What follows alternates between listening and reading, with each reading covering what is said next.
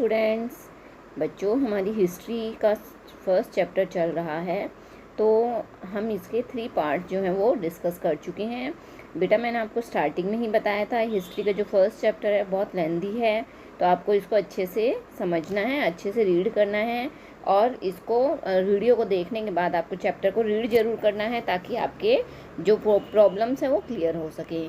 तो बेटा मैं आपको इसके 3 पार्ट्स करवा चुकी हूँ, 3 पार्ट्स की वीडियो मैं अपलोड कर चुकी हूँ। आई होप आप सभी बच्चों ने देखा होगा, आपको समझ में भी आया होगा। फिर भी बेटा अगर आपको कोई डाउट है तो आप मुझे कमेंट बॉक्स में लिखकर ज़रूर दीजिएगा ताकि मैं आपकी प्रॉब्लम्स को सोल्व कर सकूं। तो देखिए बेटा, हमारा जो ये चैप्टर चल रहा है इसके अंदर क्या बताया गया है कि जो यूरोप है, यूरोप के अंदर जो अलग अलग यूरोप कॉन्टिनेंट के अंदर जो अलग अलग देश हैं उनका वो निर्माण, यानी कि वो किस प्रकार से तैयार हुए हैं, किस प्रकार से वो बने हैं, कैसे उनका डिस्ट्रीब्यूशन हुआ, किस प्रकार से वो अलग अलग टुकड़ों में टूट गए, उसके बाद उनसे छोटे छोटे नए नए प्रांत बन गए, छोटे छोटे रीजन्स बन गए, वो सारी चीज़ें इसके अंदर दी गई हैं। तो ज़्यादा एक बार जब हम स्टार्टिंग में पढ़ते हैं तभी हमें थोड़ा टिपिकल लगता है, अदरवाइज जब आप 1-2 बार इसको अच्छे से देखोगे समझोगे तो आपको ईजी लगने लग जाएगा। तो देखो बच्चों, आज का हमारा जो 4th पॉइंट है, इसका जो 4th पार्ट है इसका, वो हम आज पढ़ने जा रहे हैं। तो our new part is the making of Germany and Italy. देखिए बच्चों, इसके अंदर आज हम क्या पढ़ने वाले हैं, इसके अंदर हम पढ़ेंगे कि जो जर्मनी है और इटली है उन दोनों का निर्माण किस प्रकार से हुआ है। तो इसकी फर्स्ट हेडिंग देखिए, Germany can the army be the architect of a nation. तो इसमें देखिए क्या बताया गया है कि जर्मनी के बारे में बताया गया। सबसे पहले हम इसमें जर्मनी के बारे में पढ़ते हैं। तो इसमें क्या कहा गया है कि क्या जो आर्मी के लोग होते हैं, यानी कि क्या जो सोल्जर्स होते हैं या जो सेना होती है, वो भी किसी एक नेशन को, एक राष्ट्र को तैयार कर सकते हैं, क्या वो उसके आर्किटेक्ट बन सकते हैं। तो आर्मी के द्वारा एक राष्ट्र का निर्माण किस प्रकार से होता है वो हम इसमें पढ़ने वाले हैं। तो देखिए बेटा, मैं इसको आपको वर्ड टू वर्ड कराऊंगी ताकि आपको अच्छे से समझ में आ जाए। आफ्टर 1848 के बाद nationalism in Europe moved away from its association with democracy and revolution. 1848 के बाद यूरोप में जो नेशनलिज्म है, यूरोप का जो राष्ट्रवाद है, वो उसका moved away from its association with democracy and revolution.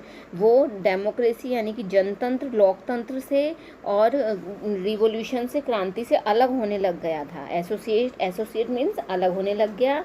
Nationalist sentiments were often mobilised by the conservatives for promoting state power and achieving political domination after over Europe.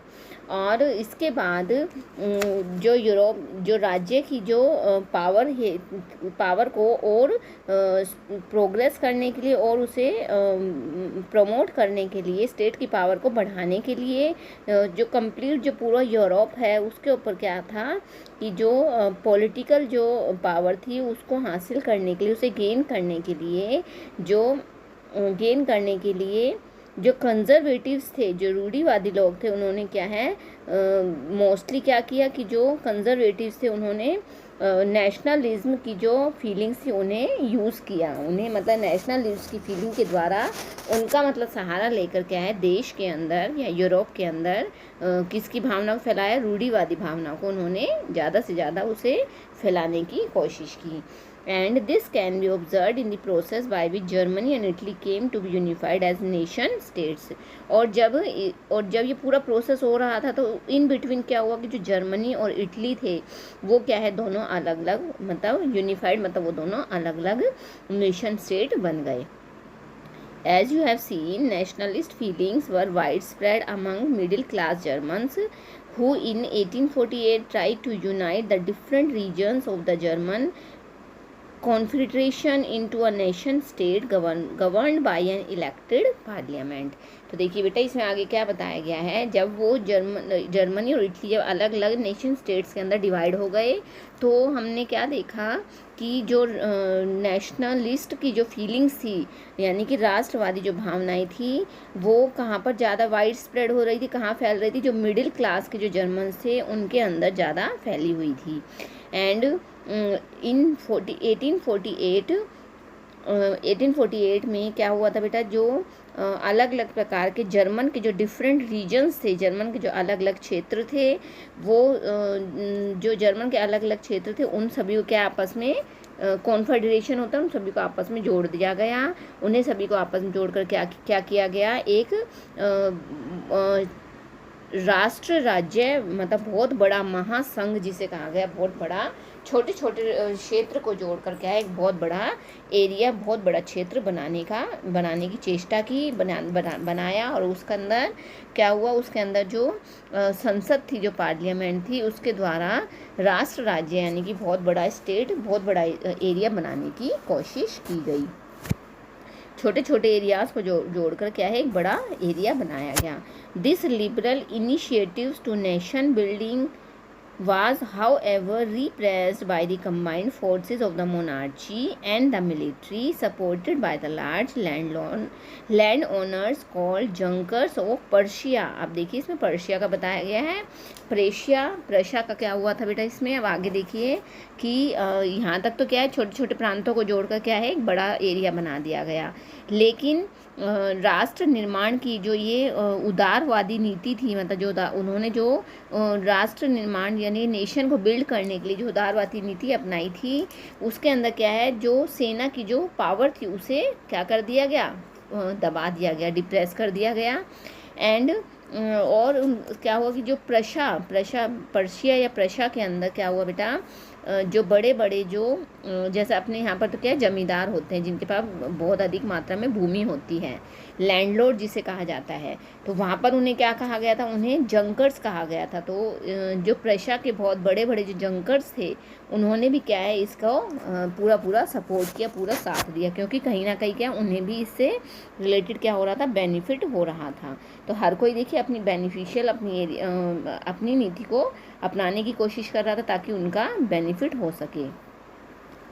From then on, Prussia took on the leadership of the movement for national unification. Its chief minister Otto von Bismarck was the architect of this process, carried out with the help of the Persian army and bureaucracy. आगे देखिए बच्चों, अब आगे क्या होता है कि इसको क्या है बड़े बड़े जो लैंडलॉर्ड्स थे उन्होंने भी सबने मिलकर इसका सपोर्ट किया। इसके पश्चात क्या हुआ, किस चीज़ को सपोर्ट किया बेटा, कि जो ये छोटे छोटे प्रांतों को इकट्ठा करके बड़ा बनाया गया था उसके अंदर बहुत सारे लोगों ने इसका समर्थन किया, यानी कि इसका अगेंस्ट नहीं गए, उन्होंने क्या है इसको सपोर्ट किया। लेकिन उसके बाद क्या हुआ, प्रशा ने जो राष्ट्रीय एकीकरण का जो आंदोलन था, जो प्रशा ने क्या किया, leadership of movement for national unification, उसको क्या है उसने उसको अपने हैंड ओवर कर लिया, अपने नेतृत्व में संभाल लिया। एंड ओटो और इट्स चीफ मिनिस्टर, उसका जो मुख्यमंत्री वो किसे बनाया गया, ओटो वान बिस्मार्क को इसका क्या बनाया गया, चीफ मिनिस्टर बनाया गया। Was the architect of this process, जो क्या था इस प्रोसेस का क्या था, निर्माता था। With the help of Persian army and bureaucracy, और जिसने प्रशा की सेना यानी कि आर्मी और जो नौकरशाही थी ब्यूरोक्रेसी थी उन दोनों क्या ली थी, हेल्प ली थी। 3 wars over 7 years with Austria, Denmark and France ended in Persian victory and completed the process of unification। और 7 साल के अंदर उसने 3 युद्ध किए, किसके साथ, ऑस्ट्रिया के साथ, डेनमार्क के साथ और फ्रांस के साथ। और लास्ट का जो युद्ध था वो किसके, लेकिन अंत में क्या हुआ, पर्शिया की विक्ट्री हुई, यानी कि पर्शिया जीत गया। And complete the process of unification, और इस प्रकार से उसका जो एकीकरण का, उसकी जो मतलब अलग होने की जो प्रक्रिया थी, एकीकरण की प्रक्रिया थी, वो कंप्लीट हो गई थी। लेकिन in January 1871 the Persian king William I was proclaimed German emperor in a ceremony held at Versailles। अब आगे देखिए बेटा क्या होता है कि जो पर्शिया था अब क्या है वो जीत गया था। तो जनवरी 1871 की बात है, ये पर्शिया का जो राजा था विलियम फर्स्ट, उसे क्या है, विलियम फर्स्ट को वर्साई के अंदर, वर्साई एक जगह का नाम है, वर्साई में क्या हुआ था, एक बहुत बड़ी सेरेमनी हुई थी। और उस सेरेमनी के अंदर क्या है, वहाँ जो विलियम फर्स्ट था उसे वहाँ बुलाया गया और उसे क्या है वहाँ जर्मन का एम्परर उसे घोषित किया गया था। ये यहाँ तक समझ में आ गया बच्चों। अब आगे देखिए बेटा, आगे देखिए अब on the bitterly cold morning of 18 जनवरी 1871, 18 जनवरी 1871 1871 की बहुत ही कड़क, बिटरली कोल्ड होता है बहुत ही ज़्यादा ठंडी सुबह थी। N assembly comprising the princess of the German states, representatives of army, important Persian ministers including the chief minister Otto von Bismarck gathered in the unheated hall of mirrors in the place of Versailles to proclaim the new German Empire headed by Caesar William first of Persia. आप देखिए बेटा, जो Persia था वो क्या है, victory हो गई थी, वो जीत गया था। तो एक दिन क्या होता है, 18 जनवरी 1871 की बात है ये, बहुत ही ज़्यादा ठंड थी उस दिन। और इतनी ठंड के अंदर ही क्या किया गया था, बहुत ही ठंड थी। तो जर्मनी के जो स्टेट्स थे, राज्य थे छोटे छोटे, उसके वहाँ के जो जर्मनी के जो प्रिंसेस थे, मतलब उस वहाँ पे क्या एक मीटिंग रखी गई, गेट टुगेदर रखी गई। तो उसके अंदर देखिए किस किस को बुलाया गया, जर्मनी की प्रिंसेस को बुलाया गया, और इसके अलावा जर्मन स्टेट्स आर्मी के जो सेना के जो प्रतिनिधित्व थे, जो सेना के जो सोल्जर्स थे उन्हें बुलाया गया। और वहाँ के जो मुख्यमंत्री बनाए गए थे, किसे बनाया था, ओटो वॉन बिस्मार्क को, उन्हें बुलाया गया। और इसके अलावा जो जर्मन के जो नए राजा बनाए गए थे, सम्राट बनाए गए थे, वो कौन थे, विलियम फर्स्ट, उन्हें भी उस मीटिंग के अंदर बुलाया गया। और वो मीटिंग देखिए कहाँ पर की गई थी, वो मीटिंग वर्साए का एक बहुत ठंडा पैलेस यानी कि महल था, और वो कैसा था, बहुत ही ठंडा था, और वो शीशे से बना हुआ था, कांच से बना हुआ था, इसे हॉल ऑफ मिरर भी कहा गया था। तो उस जगह के ऊपर इन्होंने गेट टुगेदर रखी थी। ये देखिए बेटा, ये पिक्चर में दिखाया गया है, ये देखिए ये पिक्चर दिखाई गई, देख रहे हो ना आप लोग। ये इस पिक्चर के अंदर भी ये बताया गया है कि जो उस दिन जो 18 जनवरी की जो रात थी, उस दिन क्या है बेटा, बहुत ठंड थी। और उस दिन यहाँ पर क्या है, 18 जनवरी क्या है, सभी की गेट टुगेदर की गई थी। और ये इसका देखिए डायग्राम दिखाया गया है, ये एक शीशे का घर है, ये एक शीशे का घर है, और इसके अंदर क्या है, सभी लोगों को बुलाकर वहाँ पर मीटिंग रखी गई है, जिसे हॉल ऑफ मिरर भी कहा गया था। आगे देखिए, the nation building process in Germany had demonstrated the dominance of Persian state power. New state placed a strong emphasis on modernising currency, banking, legal and judicial system in Germany. Persian measures and practices often become a model for rest of Germany. आगे देखिए बच्चों, क्या होता है कि Germany के अंदर जो ये प्रोसेस पूरा चल रहा था, इसके अंदर जो प्रशा राज्य था, उसकी जो पावर थी, उसको मतलब दिखाया गया था, उसे डेमोन्स्ट्रेट किया गया था, दर्शाया गया था। और जो नया राज्य बना था, उसके अंदर जर्मनी की जो करेंसी थी, जर्मनी की करेंसी, बैंक से रिलेटेड जो कार्य थे, and legal and judicial systems, और कानूनी और न्यायिक जो व्यवस्थाएं थी, उनके ऊपर काफ़ी क्या किया गया था, प्रेशराइज किया गया था, एम्फेसिस यानी कि उनके ऊपर उनको मॉडर्नाइजेशन यानी कि उन्हें आधुनिकीकरण से जोड़ने की कोशिश की गई थी। Persian measures and practices often become a model for the rest of Germany. और इसके पश्चात प्रशा के द्वारा जो नए कदम उठाए गए थे, जो नए स्टेप्स लिए गए थे, वो क्या है, वो पूरी जर्मनी के लिए क्या है, एक मॉडल के रूप में उभर कर आ रहा था।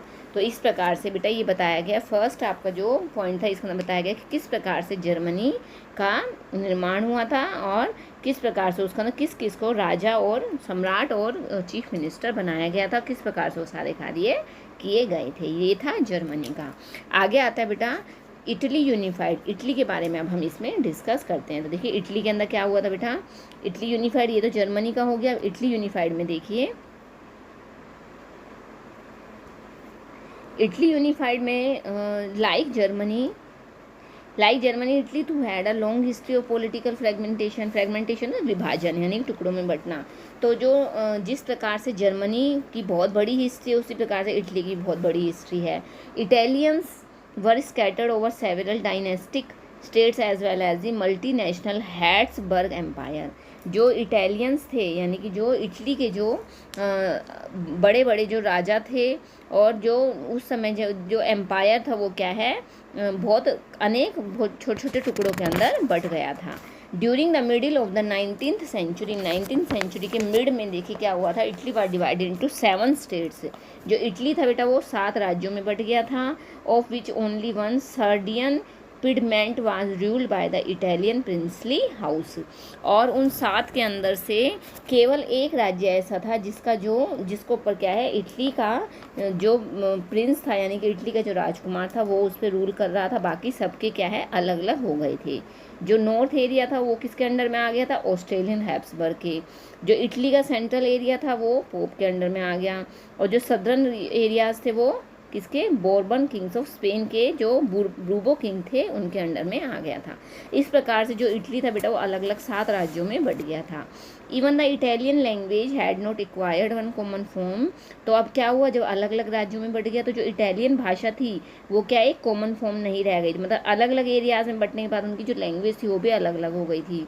And still many regional and local variations, और वहाँ पर क्या है, बहुत सारी लैंग्वेज के अंदर बहुत सारी रीजनल और लोकल जो वेरिएशंस थे वो वहाँ पर बहुत तेज़ी से उभर कर आ रहे थे, यानी कि सब अपने अपने एरिया की लैंग्वेज को यूज़ कर रहे थे। ड्यूरिंग द 1830s, बेटा मैंने आपको कल भी बताया था 30s जब पीछे एस लगाया जाता है तो उसका मतलब क्या होता है, 1830 से 40, 1830 से 1840 तक का जो समय था।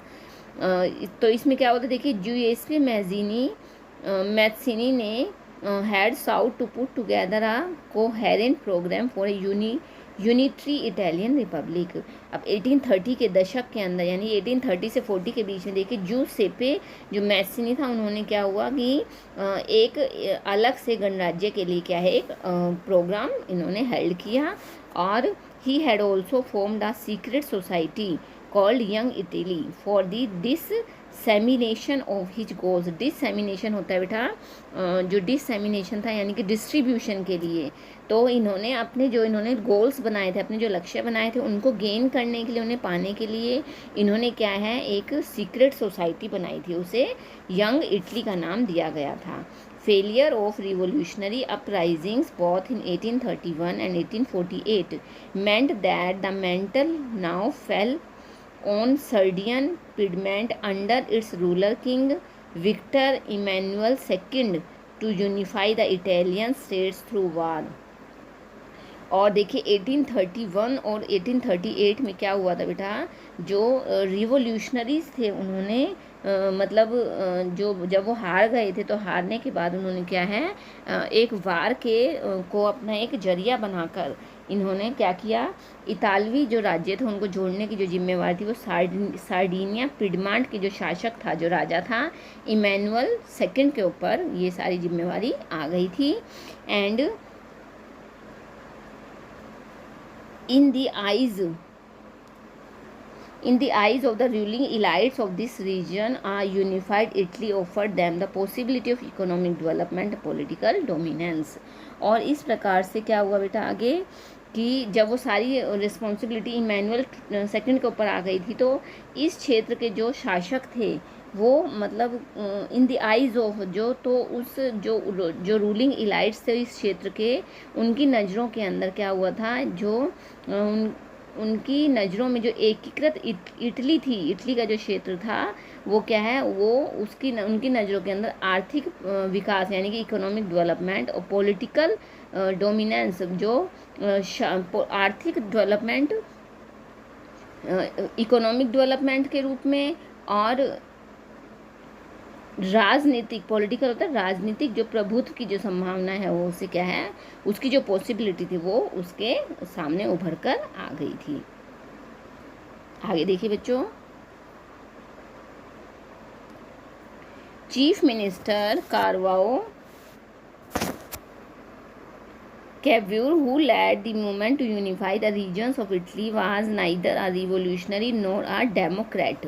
और उसके ऊपर जब ये सारी रिस्पॉन्सिबिलिटी इमैनुअल II के ऊपर आ गई थी तो उस समय वहाँ का जो चीफ मिनिस्टर कावूर, जिसने क्या किया था, इटली के जो प्रदेश थे, स्टेट्स थे, उनको एकीकृत करने वाले जो आंदोलन का नेतृत्व किया था, तो क्या था वो न तो नाइदर और रिवोल्यूशनरी, ना तो क्या क्रांतिकारी था, ना ही डेमोक्रेट यानी कि ना ही वो लोकतंत्र में विश्वास रखने वाला व्यक्ति था जो कैव्यूर था। Like many other wealthy and educated members of Italian elite, elite होता पूरा एक ग्रुप, he spoke French much better than he did Italian. तो आगे देखिए बच्चों क्या होता है कि जो इतावली जो वर्ग था, यानी कि पूरा जो ग्रुप था या इटालियन जो ग्रुप था, उसके अंदर क्या हुआ था, तो उसके अंदर जितने भी जो अमीर लोग थे और जो एजुकेटेड जो वर्ग था वो क्या है, मतलब इटालियन लैंग्वेज से ज़्यादा बेटर फ्रेंच लैंग्वेज बोलते थे। तो through a tactful diplomatic alliance with France engineered by Cavour, Sardinia Piedmont succeeded in defeating the Australian forces in 1859। तो देखिए आगे क्या होता है बच्चों, तो इससे क्या हुआ था कि जो फ्रांस से जो सार्डिनिया पिडमॉन्ट की एक चतुर कूटनीतिक जो संधि की गई थी, उसके पीछे क्या था, काबूर का ही हाथ था। और उसने सार्डिनिया पिडमॉन्ट 1859 के अंदर क्या है, ऑस्ट्रेलिया के जो लोग थे उन्हें हराने में सफलता प्राप्त कर ली थी। Apart from regular troops a large number of armed volunteers under the leadership of Giuseppe Garibaldi joined the fray. In 1860, they marched into South Italy and the kingdom of the two Sicilies and succeeded in winning the support of the local peasants in order to drive out the Spanish rulers. और last में देखिए बेटा क्या होता है कि जो नियमित जो सैनिक थे उनके अलावा जो जूसेपे गैरिबाल्डी थे, उनके नेतृत्व के अंदर भी क्या हुआ था, बहुत अधिक संख्या के अंदर क्या है जो आर्मी के जो सोल्जर्स थे उन्होंने क्या इस वार के अंदर अपना कोऑपरेशन किया था। और 1860 के अंदर क्या होता, जो साउथ की जो इटली थी वो 2 सिसिलियों के राज्य में प्रवेश कर गए थे। और जो स्पेन के जो शासक थे उन्हें हटाने के लिए क्या है, जो फार्मर्स थे उन्होंने भी अपना पूरा सहयोग किया था। 1861 Victor Emmanuel second was proclaimed king of united Italy. 1861 में क्या हुआ था कि इमैनुअल सेकंड को क्या है, इटली का राजा घोषित कर दिया गया, सम्राट बना दिया गया। But much of the Italian population, among whom rates of illiteracy were very high, remained blissfully unaware of liberal nationalist ideology। लेकिन क्या हुआ बेटा कि आज भी क्या है कि उस समय क्या है कि इटली के अंदर जो निरक्षर मतलब जो इलिटरेसी थी, अनपढ़ लोग थे वो बहुत अधिक थे। तो उन्हें क्या है, वो इन सब चीज़ों से अनजान थे, उन्हें इन चीज़ों के बारे में नॉलेज नहीं थी। तो जिसका असर क्या हुआ, peasant masses who had supported Garibaldi in southern Italy had never heard of Italia and believed that La Talia was Victor Emmanuel's wife। और उन्हें क्या है, इन चीज़ों की नॉलेज नहीं थी। तो इस वजह से क्या हो, जो इटालिया के बारे में जो उन्होंने कभी सुना भी नहीं था, मतलब जो उन्होंने कभी सुना भी नहीं था, कभी देखा भी नहीं था, वो क्या मानते थे कि जो ला तालिया थी वो क्या है, इमैनुअल कांट की वाइफ थी। तो मतलब ये इसमें एक एग्जाम्पल दिया गया है कि जो अनपढ़ लोग थे उनको किसी भी चीज़ का ज्ञान नहीं था और वो क्या है, इस चीज़ को रोकने में, मतलब वो इस चीज़ को आगे बढ़ाने के पक्ष में नहीं थे। और इस वजह से उनके सामने क्या है, बहुत सारी प्रॉब्लम्स, बहुत सारी समस्याएं उनके सामने उभर कर आ रही थी। तो ये सारा बताया गया कि बेटा किस प्रकार से जो इटली का विभाजन हुआ था, इटली के विभाजन के अंदर ये सारी चीज़ें इसमें बताई गई हैं। आगे देखिए बच्चों, आगे इसको सुनिए ध्यान से। आगे देखिए क्या बताया गया। नेक्स्ट हेडिंग आती है the strange case of Britain. अब देखिए जब ब्रिटेन जब इनसे अलग हुआ था उसमें भी क्या है, बहुत अजीब अजीब घटनाएं घटी थी। तो उसमें देखिए क्या हुआ था, the model of the nation और the nation state some scholars have argued is Great Britain. अब जब ये अलग अलग जिस स्टेट्स के अंदर जब बढ़ गए थे तो कुछ विद्वानों ने क्या कहा कि राष्ट्र या राष्ट्र राज्य का जो मॉडल है वो क्या है, ग्रेट ब्रिटेन है। In Britain the formation of the nation state, Britain के अंदर जो नेशन स्टेट का जो फॉर्मेशन किया गया था उसके अंदर देखिए बच्चों क्या हुआ था, was not the result of a sudden upheaval और revolution। तो क्या है, मतलब उसके अंदर क्या है, चेंजमेंट तो उसमें भी होता, लेकिन उसमें क्या है, इस प्रकार से कोई उथल पुथल नहीं हुई थी, बहुत आराम से इजीली उसके अंदर सारा कार्य हो गया था। It was the result of long drawn out process. इसमें भी क्या है, बहुत लंबी हिस्ट्री है इसकी भी। There was no British nation prior to the 18th century. 18th century के अंदर क्या हुआ था, 18th सेंचुरी में ब्रिटेन का कोई भी एक अलग से राष्ट्र नहीं था। The primary identities of the people who inhabited the British isles were ethnic ones such as English, Welsh, Scot और इरिश। मतलब उनके अंदर क्या है, अलग से उन्हें ब्रिटिश के उसमें नहीं जाना जाता था, उसके अंदर सब मिक्स थे, जैसे इंग्लिश, वेल्श, स्कॉट और इरिश, मतलब सारी लैंग्वेज को बोलने वाले सब मिक्स होकर रहते थे। And all of these ethnic groups had their own cultural and political traditions. और इन सभी इथेंटिक ग्रुप का अपना खुद का कल्चर था, अपनी खुद की पॉलिटिकल ट्रेडिशंस थी। But as the English nation steadily grew in wealth, importance and power, it was unable to extend its influence over the other nations of the island. लेकिन ये क्या है, जैसे जैसे ये इनकी पावर स्ट्रॉन्ग होती जा रही थी, जैसे जैसे इनकी पावर बढ़ रही थी, तो क्या हुआ कि इनकी दूसरे other nations of the island, इस आइसलैंड के जो अदर नेशंस थे, जो दूसरे नेशंस थे, वहाँ पर क्या इनका असर दिखाई दे रहा था। The English Parliament, which has seized power from the monarchy in 1688 at the end of a protracted conflict, was the instrument through which a nation state with England as its center came to be formed। और आगे देखिए बच्चों क्या होता है कि एक बहुत लंबे समय के बाद जो 1688 में क्या होता है, राजतंत्र से जब उनकी पावर को छीन लिया गया था, तो संसद के माध्यम से एक नए राष्ट्र का निर्माण किया गया था, और जिसके सेंटर में कौन था, इंग्लैंड था। एंड इंग्लैंड और स्कॉटलैंड के बीच क्या हुआ था, एक एक्ट हुआ था, between the Act of Union 1707 between England and Scotland, that resulted in formation of United Kingdom of Great Britain. और जिसकी वजह से, जिसका क्या रिजल्ट निकला कि United Kingdom of Great Britain बना था। And in fact that England was able to impose its influence on Scotland.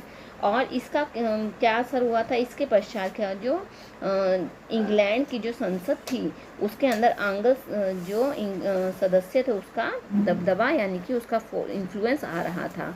The British parliament was henceforth dominated by its English members. और इसके पश्चात इंग्लैंड के अंदर क्या हुआ कि इंग्लैंड के अंदर जो स्कॉटलैंड की जो कल्चर थी वो उसे दबाने की, डोमिनेट करने की कोशिश की गई। और स्कॉलिस्ट हाईलैंड्स के जो लोग थे, जिन्होंने क्या है कल्चर यानी political institutions were systematically suppress, जो पॉलिटिकल इंस्टीट्यूशंस थे उन्हें क्या दबा दिया गया। Catholic clans that inhabited the Scottish highland suffered terribly repression. और उस समय क्या हुआ बच्चों, जो स्कॉटिश हाईलैंड्स के जो लोग थे, जिन कैथोलिक कुलों ने अपनी आज़ादी को व्यक्त करने का प्रयास किया, उन्हें भी क्या है दबाने की कोशिश की गई थी। उसके पश्चात उन्हें भी दबाने की कोशिश की गई थी। इसके पश्चात देखिए बच्चों क्या हुआ कि स्कॉटिश जो हाईलैंड्स के लोग थे, जिन्हें क्या है अपनी भाषा बोलने या अपने खुद की मतलब जो देखिए ना forbidden were forbidden to speak their Gaelic language और वियर देयर नेशनल ड्रेस, मतलब उन्हें अपनी राष्ट्रीय पोशाक पहनने के ऊपर अपनी भाषा बोलने की मनाही थी। And large numbers were forcibly driven out of their homeland, बहुत सारे लोगों से उनका घर छीन लिया गया था। Ireland suffered a similar fate, जो आयरलैंड था वो भी इसी प्रकार की समस्याओं का सामना कर रहा था। It was a country deeply divided into Catholics and Protestants. और ये जो देश थे वो क्या कैथोलिक और प्रोटेस्टेंट अलग अलग उसके अंदर रिलीजियस ग्रुप बन गए थे। And the English helped the Protestants of Ireland to establish their dominance over a large Catholic country. और अंग्रेज जो थे उन्होंने क्या आयरलैंड के अंदर जो प्रोटेस्टेंट रिलीजन को मानने वाले थे उनकी हर संभव सहायता करने की कोशिश की थी, लेकिन जो कैथोलिक धर्म को मानते थे उन्हें क्या है दबा दिया गया था। After a failed revolt led by Wolfe Tone and his United Irishman 1798 Ireland was forcibly incorporated into United Kingdom in 1801। और 1801 में आयरलैंड को क्या है बलपूर्वक यूनाइटेड किंगडम में शामिल कर लिया गया था।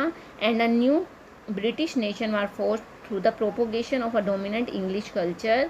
सिंबल्स ऑफ न्यू ब्रिटेन, अब जो न्यू ब्रिटेन बनाया गया तो उसके क्या सिंबल्स थे, the British flag, the national anthem, God save our noble king, the English language were actively promoted and the older nation survived only as subordinate partners in this union. और इस प्रकार से क्या है, जो पुराने राष्ट्र थे उन्हें ख़त्म कर दिया गया था और जो नया ब्रिटेन बनाया गया था उसके अंदर बहुत सारी नई नई चीज़ों को शामिल किया गया था। तो इस प्रकार से बेटा ये 3 पॉइंट्स हमने इसके अंदर डिस्कस किए हैं, जर्मनी, इटली और ब्रिटेन। तो किस प्रकार से देखिए, जो गरीब वर्ग था उसे उन्हें दबाया गया था, सप्रेस किया गया था, उनके साथ क्या है बहुत गलत व्यवहार किया गया था, और हर तरह से क्या है जो अंग्रेज़ से उन्होंने अपनी हर प्रकार की नीतियों को लागू करके अपने शासन को कायम करने की कोशिश की थी। तो बच्चों ये आज आपका 4th पार्ट भी इसका कंप्लीट हो गया है। ये आई होप बेटा आपको समझ में आ गया होगा। थोड़ा सा देखिए मैं आपको फिर बता रही हूँ बेटा, थोड़ा सा ये आप इसको जब 1-2 बार पढ़ोगे तो आपको ये सारे पॉइंट्स अच्छे से समझ में आ जाएंगे। लेकिन फिर भी आपको इसके साथ साथ आपको बेटा बुक रीडिंग ज़रूर करनी है ताकि आपको सारे पॉइंट समझ में आ सकें। ओके बेटा, thank you, have a nice day.